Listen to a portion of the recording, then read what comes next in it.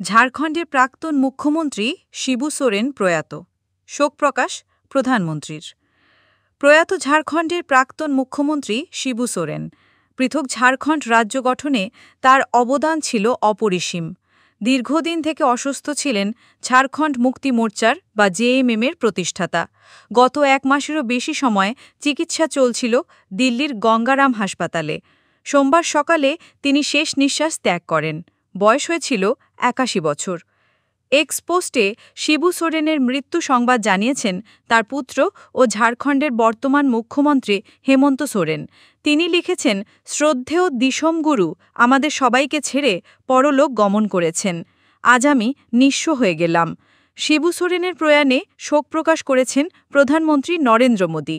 তৃণমূল স্তর থেকে উঠে আসা এই রাজনীতিকের আদিবাসীদের উন্নয়নে উদ্যোগের কথা বিশেষভাবে স্মরণ করেছেন প্রধানমন্ত্রী।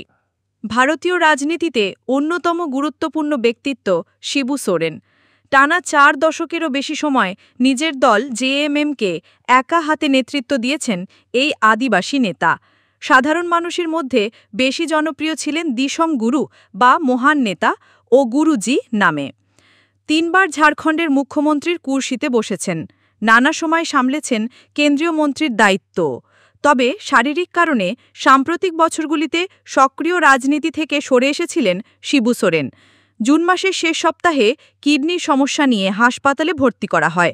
অবস্থার অবনতি হওয়ায় গত শনিবার তাকে ভেন্টিলেশনে স্থানান্তরিত করা হয়েছিল। তখন থেকেই উদ্বেগ বাড়ছিল গুরুজির ভক্তদের মধ্যে। সকাল 8:56 শিবু সোরেন শেষ নিঃশ্বাস ত্যাগ করেন বলে সোমবার বুলেটিনে জানিয়েছে হাসপাতাল কর্তৃপক্ষ।